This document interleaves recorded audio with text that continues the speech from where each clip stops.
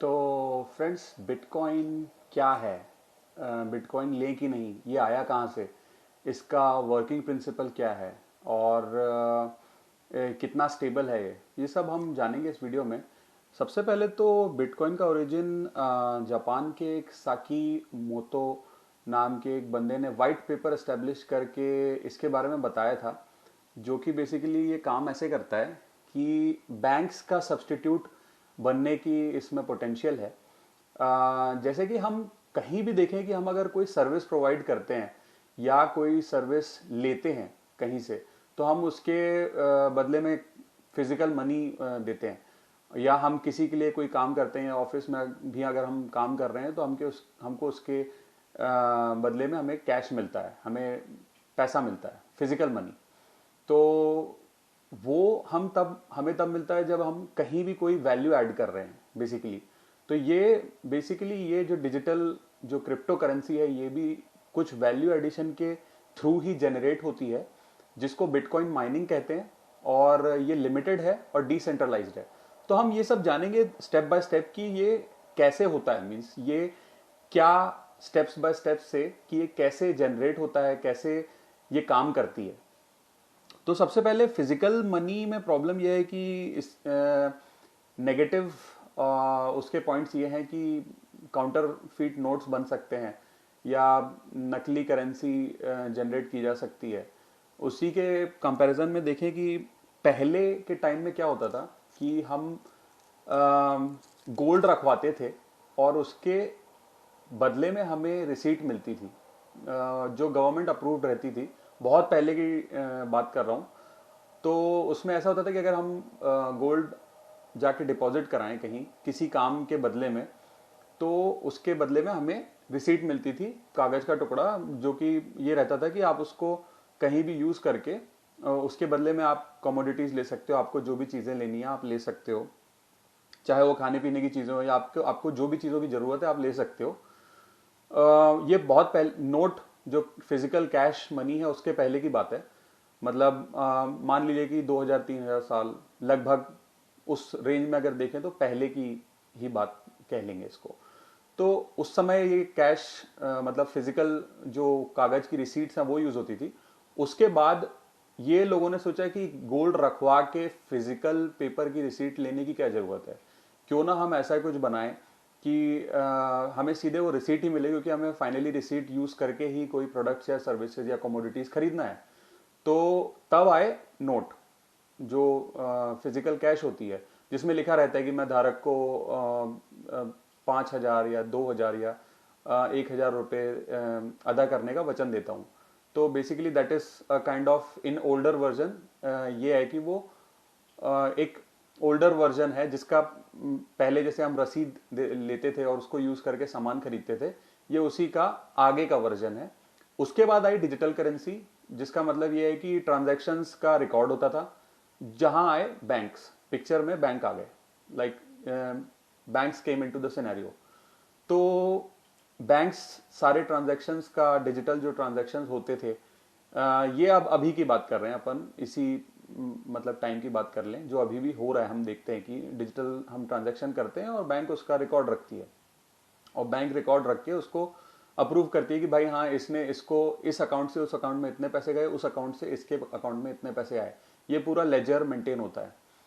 अब digital currency में ये है कि बैंक्स के अंडर पूरा कंट्रोल है, और बैंक्स के साथ जुड़ा रिस्क भी है फिर, कि अगर बैंक्स फेल हो गई या बैंक्स कोलैप्स हो गई तो आपके पैसे के ऊपर रिस्क है। जैसे कि अगर हम देखें कि बैंक्स बेसिकली क्या करती हैं, कोई पैसा डिपॉजिट करता है तो उनके पैसे को इन्वेस्ट करती हैं कहीं, और फिर उससे इंटरेस्ट के थ्रू अपने ओवरहेड एक्सपेंसेस निकालती हैं, और उसके थ्रू जो पैसा जनरेट होता है उसका इंटरेस्ट लोगों को देती हैं जो पैसा रखवाते हैं।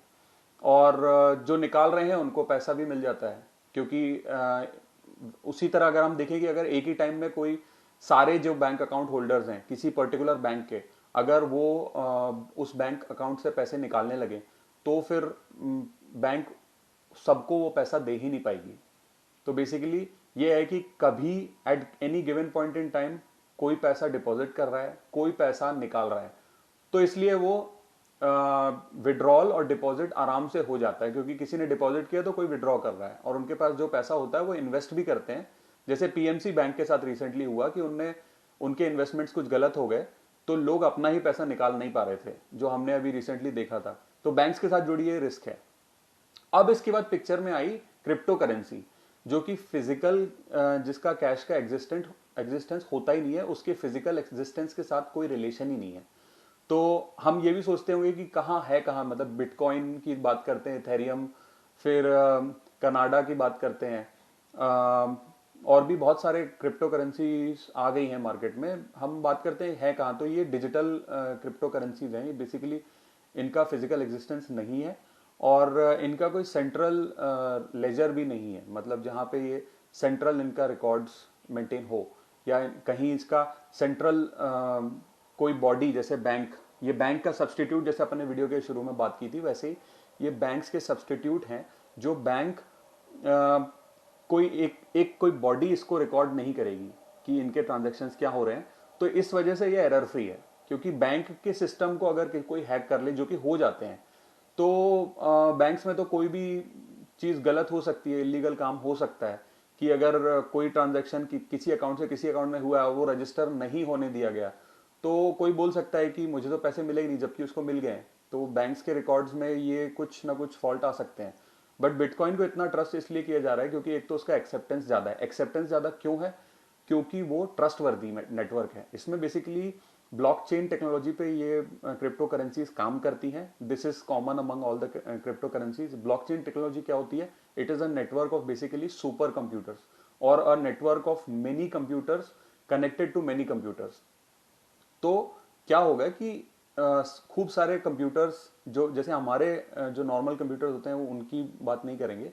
जो सुपर कंप्यूटर्स होते हैं, जो जिनका इलेक्ट्रिकल कंजम्पशन भी, इलेक्ट्रिसिटी का कंजम्पशन भी बहुत ज़्यादा रहता है, तो वो सारे कनेक्टेड होते हैं, और कोई भी एंट्री, कोई भी रिकॉर्ड को वो तब तक चेंज होने नहीं देते जब तक सब उस ट्रांजैक्शन को एक्सेप्ट ना कर लें।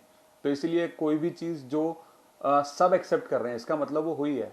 कहीं भी आप जनरल देख लीजिए ना, कि अगर किसी एक ने, कोई 2 लोग मिले हो सकते हैं, 3 लोग मिले हो सकते हैं, बट अगर पूरी कम्युनिटी बोल रही है कि हाँ ऐसा हुआ है, तो वैसा हुआ है। बेसिकली इस बेसिस पे काम करता है, और ट्रस्टवर्दी है एक तो, और डिसेंट्रलाइज्ड है।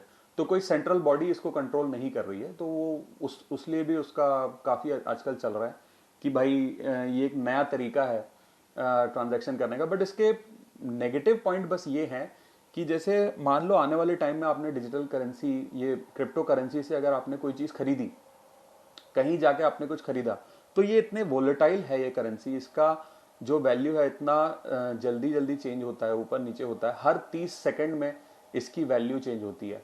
तो आपने मान लीजिए कहीं शॉपिंग मॉल से कुछ शॉपिंग की, क्रिप्टो करेंसी से उसको पे किया, बाद में आपको चीज़ पसंद नहीं आई, आपने जाके रिटर्न किया, तो they will have to calculate कि हम उस टाइम जितना हमें मिला था, उसके बदले में हम आज इसको कितनी क्रिप्टो करेंसी लौटाएंगे, तो वो इक्वेट होगा। Because at that moment when you are asking for a refund, उस समय उस दिए हुए पैसे की वैल्यू कुछ और है, क्योंकि ये बहुत वोलेटाइल होती है, बहुत जल्दी चेंज होती है, और अभी करंट उसके एक्सेप्टेंस की वजह से बहुत ही ज़्यादा फ्लक्चुएट कर रही है। तो वो उस वजह से इसके ऊपर गवर्नमेंट काम कर रही है, इंडियन गवर्नमेंट। ऑल्दो उन्हें रिकॉग्नाइज किया है, बट वो किसी भी तरह की जो रिस्क जुड़ी हुई है क्रिप्टो करेंसी से व्हाट्सोएवर, उसको वो अप्रूव नहीं करती है। इसका मतलब ये है कि उन्हें रिकॉग्नाइज जरूर किया है, उसके ऊपर काम भी हो रहा है, उसके ऊपर रेगुलेशंस बन रहे हैं क्रिप्टो करेंसीज के ऊपर। बट अगर आप उसके क्रिप्टो करेंसी की ट्रेडिंग कर रहे हैं बिट्रेक्स या बेनेंस पे, तो वो पूरा रिस्क आज की डेट में, अभी जब आप ये वीडियो देख रहे हैं, तो वो आपका है।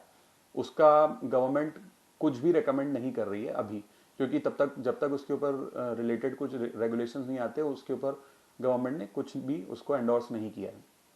आगे ये बात आती है कि इसका भी कुछ सोल्यूशन निकलेगा कि अगर आप बिटकॉइन से कोई चीज़ खरीदना या बेचना चाहते हैं, तो उसका कैसे कैलकुलेशन हो। तो बेसिकली ये है कि अगर आपने बिटकॉइन में इन्वेस्ट करना है, तो सोच समझ के करिए, सिस्टमेटिक तरीके से क्रिप्टो करेंसीज खरीदी जा सकती हैं, और उसमें आप लॉन्ग टर्म में पैसा भी बना सकते हैं। जो भी मिथ हैं मार्केट में, उनको, उनके ऊपर टोटली रिलाई मत कीजिए, अपना खुद का रिसर्च करिए कि कौन सी क्रिप्टो करेंसीज के साथ क्या हो रहा है, जैसे कुछ बड़े नाम अगर जुड़ते हैं कुछ नई क्रिप्टो करेंसीज के साथ, तो उनकी वैल्यू बिल्कुल लाइकली है कि वो उनकी वैल्यू आने वाले टाइम में बढ़ेगी। तो आप उन क्रिप्टो करेंसीज को जरूर ऑब्जर्व कर सकते हैं, स्टडी कर सकते हैं, लॉन्ग टर्म में खरीद सकते हैं जो नई आ रही हैं। इथेरियम और बिटकॉइन तो ऑलरेडी एस्टेब्लिश्ड हैं, वो अपने एक कह सकते हैं कि एक बहुत ही अच्छे फेज में चल रहे हैं। तो आई डोंट नो आपको अभी वो उन करेंसीज में, बिटकॉइन जैसी करेंसीज में इन्वेस्ट करने का आपका मन है कि नहीं। बट अगर आप करना चाहें तो सिस्टमेटिक वे में और एक विजन लेके आप इसमें इन्वेस्ट करके इसमें से पैसा भी कमा सकते हैं और पैसा लूज भी कर सकते हैं। जैसा कि हर इन्वेस्टमेंट में रिस्क जुड़ा रहता है, रिस्क काफ़ी ज़्यादा है। जैसे 2009 में एक 2 से 3 दिन के टाइम पीरियड में 10 से 12-20 बिटकॉइन जनरेट हो सकते थे if somebody is doing mining. But आज की डेट में 2 साल लग जाएंगे एक बिटकॉइन जनरेट करने के लिए, बिकॉज उसका एक्सेप्टेंस और उसकी डिमांड इतनी बढ़ गई है। तो उसी वजह से ये देखेंगे कि आप आने वाले टाइम में भी देखेंगे कि क्रिप्टो करेंसीज का फ्यूचर कैसा है, अपनी स्टडी कर सकते हैं और अपने हिसाब से ज़रूर क्रिप्टो करेंसीज में इन्वेस्ट कर सकते हैं।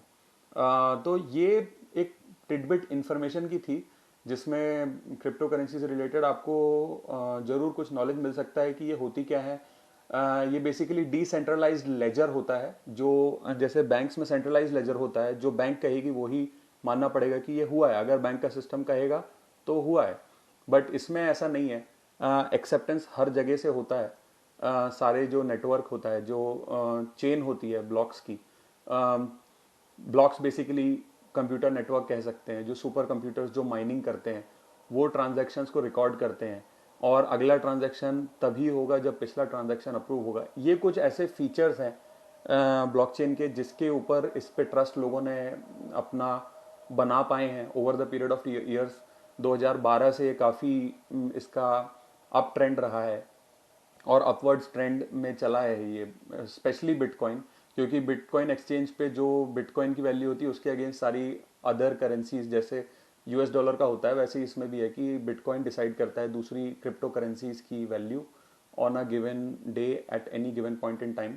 तो उसी तरह से जैसे यूएस डॉलर डिसाइड करता है, इंटरनेशनल करेंसी कहलाती है, उसकी काफ़ी पावर है, वैसे ही बिटकॉइन है।